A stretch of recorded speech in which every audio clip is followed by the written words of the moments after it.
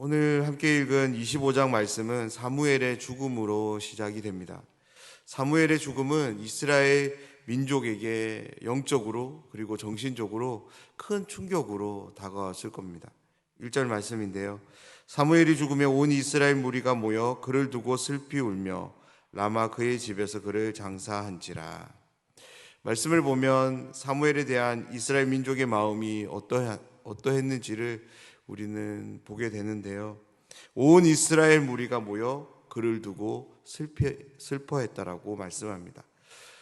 이 상황을 오늘날 우리의 상황으로 한번 바꿔보면 국가가 대대적으로 장례를 펼치는 그런 국가장의 그런 모습을 떠올리게 합니다. 왕이 없던 이스라엘 민족에게 하나님의 뜻이 무엇인지를 신실하게 전했던 사무엘은 모든 백성들 남녀노소를 막론하고 그가 하나님이 세우신 선지자임을 인정했던 민족의 영웅과도 같았던 사람이었습니다. 그렇게 모두가 추앙했던 사무엘의 죽음은 온 민족에게 큰 슬픔이 되었습니다. 그런데 그의 죽음은 또 다른 큰 사건을 예고하는데요. 그것은 바로 블레셋의 공격입니다. 앞의 내용인 사무엘상 7장 13절을 보면 이런 말씀이 있습니다. 여호와의 손이 사무엘이 사는 날 동안에 블레셋 사람을 막으심에 라는 말씀이 나오는데요. 사무엘이 사는 날 동안에 하나님의 손이 블레셋으로부터 막아주셨습니다. 그런데 사무엘의 죽음 이후 블레셋이 공격에 오면 이 손이 없음을 오늘 이 말씀은 우리에게 암시하는데요. 이런 큰 질문을 던지며 사무엘에게서 말씀은 다윗으로 이어집니다. 2절 말씀부터 한 부부가 소개되는데요. 남편의 이름은 나발이고 아내의 이름은 아비가일입니다. 성경은 나발에 대해 먼저 심히 부자였다라고 소개합니다. 고대 사회에서 부자는 단순히 돈이 많은 사람만을 칭하지 않습니다. 특별히 고대 사회에서 돈이 많아지기 위해서는 처음부터 그렇게 태어나야 됐고요. 그 돈을 가지고 더 많은 부를 축적했기 때문에 그렇습니다. 그리고 그로 인해서 그 마을에서 입지가 있고 유력한 사람, 다시 말해서 그 마을에서 영향력이 있는 사람을 부자라고 일컬었습니다. 여기까지만 보면 이 나발에 대해 우리는 긍정적인 이미지를 가지게 됩니다. 그런데 3절부터 나오는 나발의 소개를 보면 이렇습니다. 완고하고 행실이 악한 사람으로 소개하고 있습니다. 원문의 의미를 한번 살펴보면 한글에서는 행실로만 번역이 되었는데 이 행실은 다름 아닌 어떤 거래와 관련된 매매 행위에서 일어나는 행실을 의미합니다. 그러니까 나발은 다름 아닌 누군가와의 거래에서 행실이 악한 사람이었고 완고한 사람이었던 것이죠. 그리고 완고한이라는 이 단어도 가혹한, 폭력적인 이런 의미를 담고 있습니다. 나발은 누군가의 거래에서 결코 손해보지 않기 위해서 자신이 동원할 수 있는 모든 방법들을 동원해서 가혹하게 그리고 폭력적으로 그리고 악한 마음으로 거래했던 사람임을 오늘 성경 우리에게 들려줍니다. 그런 점에서 나발이 어떻게 부자가 되었을지 예상되지 않으신가요? 자신이 가지고 있던 기득권을 이용해서 그는 정말로 가혹하게 모든 거래들을 성사시켰던 것 같습니다. 그리고 악할 정도로 그 모든 거래를 만들었는데요. 그로 인해서 그는 이런 상당한 부를 축적하지 않았을까 우리는 예측할 수 있습니다. 그에 반해서 아내인 아비가일에 대해서는 총명하고 용모가 아름답다라고 긍정의 소개를 합니다. 4절 말씀입니다. 다윗이 나발이 자기 양털을 깎는 다음을 광야에서 들은지라. 계속되는 사울의 추격으로 인해 다윗은 갈 수 있는 곳만을 찾아서 이리저리 방랑하는 그런 시간들을 보냈습니다.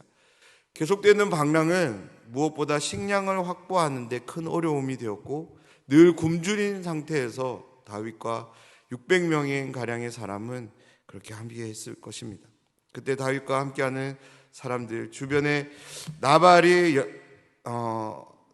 양과 염소를 치는 사람들이 보입니다. 그들을 다윗은 늘 신실하게 선함으로 지켜주고 함께 했음을 오늘 말씀을 들려주는데요. 15절 말씀을 보면 다윗은 그들과 상종하며 그들을 선대한 것을 우리는 볼 수 있습니다.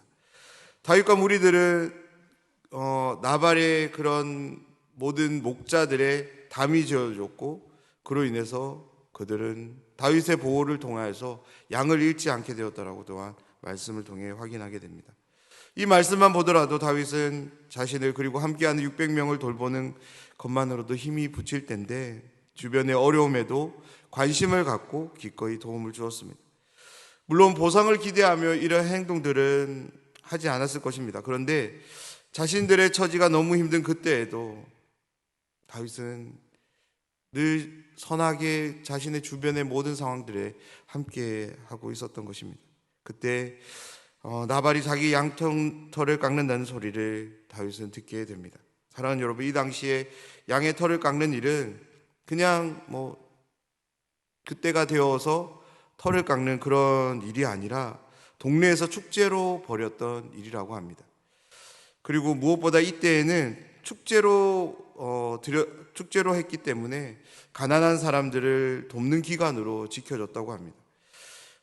그래서 다윗은 나발이 자신들의 처지를 헤아려 줄 것을 생각했던 것이죠. 왜냐하면 양털을 깎는 그날에는 가난한 자를 돌보는 것이 당시의 관행이었기 때문에 그렇습니다. 나발은 자신의 사람들로부터 다윗에 대한 이야기를 계속적으로 들었을 거예요.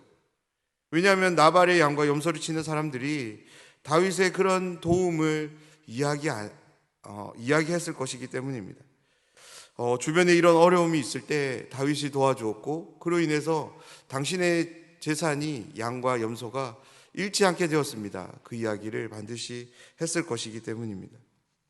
다윗은 자신도 그러하지만 함께하는 사람들의 굶주림과 궁핍함을 돌보기 위해 관례를 따라 나발에게 도움을 구하려고 합니다. 그래서 그에게 소년 10명을 보내는데요.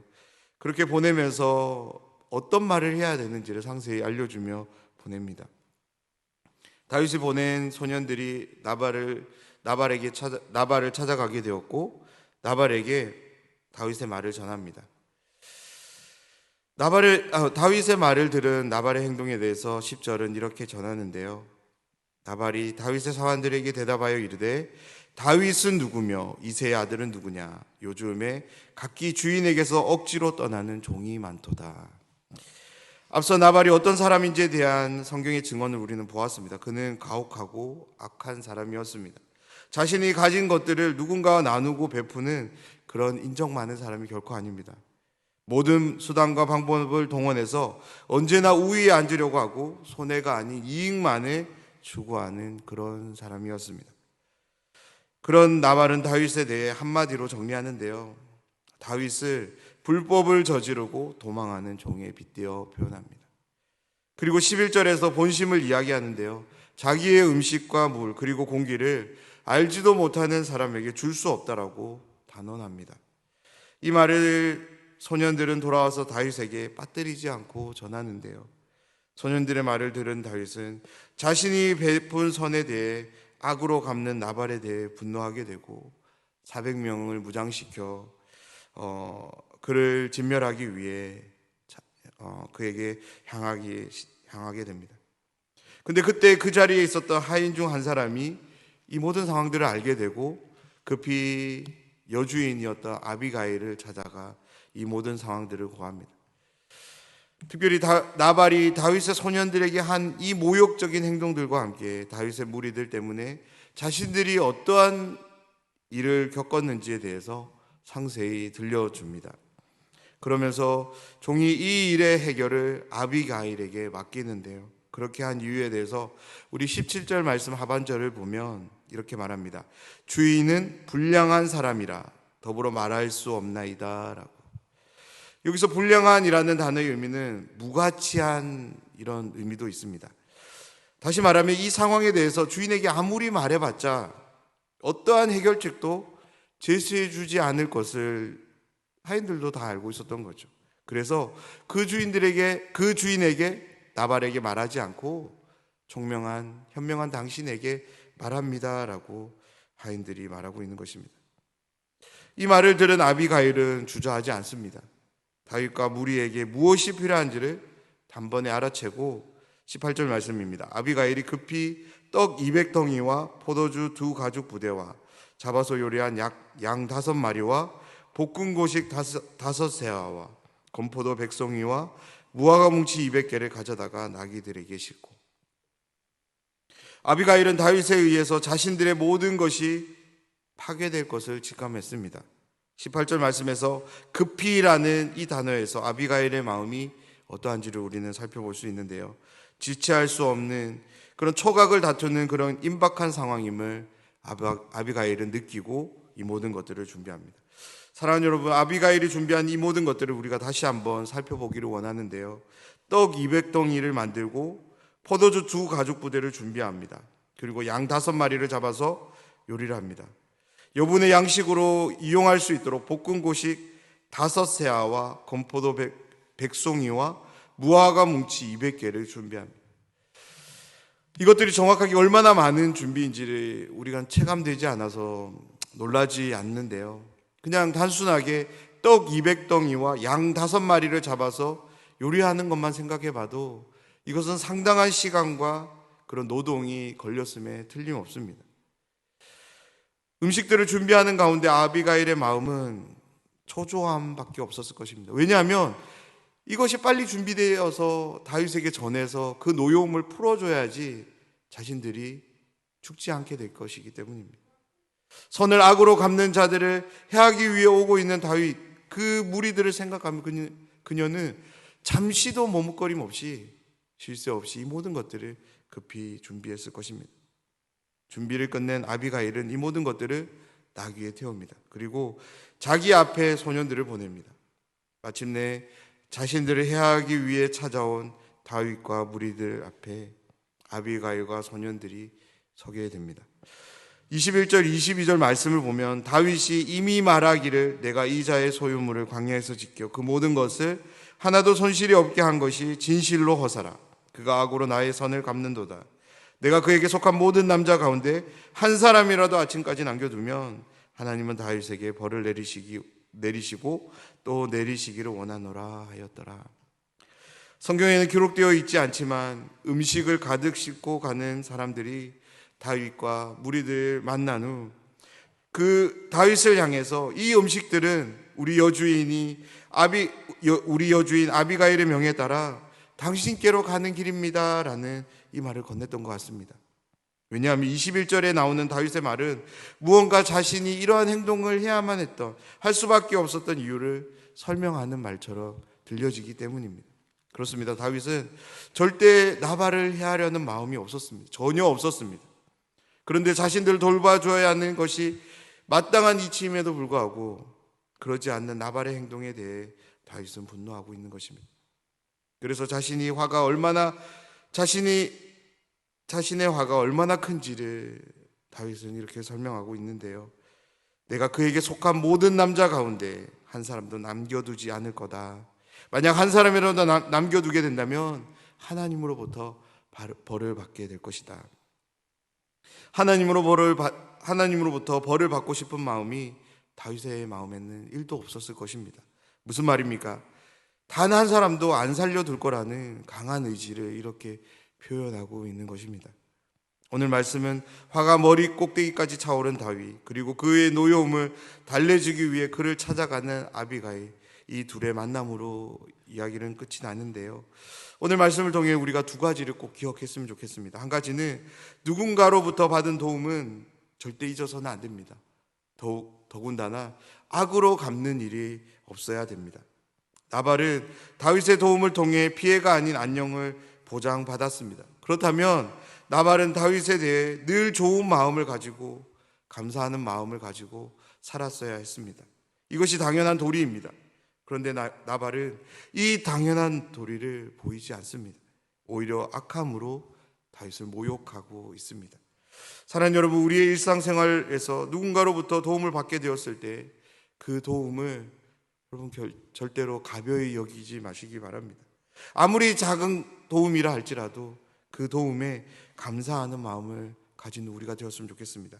그리고 상황이 허락되어진다면 상대방이 그 도움에 대한 보상을 요구하지 않는다 하더라도 그 도움에 대해 감사의 마음으로 그것들을 표현할 수 있는 우리가 되었으면 좋겠습니다. 두 번째는 모든 사람의 말을 우리는 잘 들어야 될 것입니다. 여기서 듣는다는 것은 단순히 귀로만 듣는 것이 아니라 우리 행동으로 옮기는 데까지 나아가는 것을 의미합니다. 하인의 말은 주인의 입장에서 꼭 들어야 하는 말을, 그런 중요한 말은 아니었을 것입니다. 다시 말해서 아비가일이 그 하인이 하는 말을 안 듣는다고 해서 전혀 문제가 되지 않을 것입니다. 그런데 만약 아비가일이 그 하인 중 한 사람의 말을 듣지 않았다면 그녀에게 어떤 일이 일어났을까요? 싸늘한 죽음만이 그녀 곁에 함께했을 것입니다. 하지만 하인의 말을 들은 그녀는 내일 우리가 함께 보게 되는 내용입니다. 남편은 물론이거니와 함께하는 모든 남자들의 생명을 보존하는 큰 역사를 만들어냅니다. 사랑하는 여러분, 나에게 무언가를 말해주는 사람은 나에게 관심 있는 사람이고 나를 좋아해 주는 사람입니다. 나에게 필요하다고 생각되어서 해주는 말임에 틀림이 없습니다. 그 사람의 말에 우리는 귀를 기울여야 할 것입니다. 그때 나에게 해준 그 말은 내 삶에 필요한 일들이 되어 나와 함께함을 경험하게 될 줄 믿습니다. 사랑하는 여러분, 오늘 하루 우리의 삶이 선으로 갚는 가운데 나에게 주어지는 하나님의 특별한 은혜를 경험하는 그런 하루가 되기를 간절히 소원합니다. 그리고 나를 향하는 말들을 경청하는 가운데 하나님이 베푸시는 놀라운 역사를 경험하는 그런 하루가 되길 주님의 이름으로 축원합니다.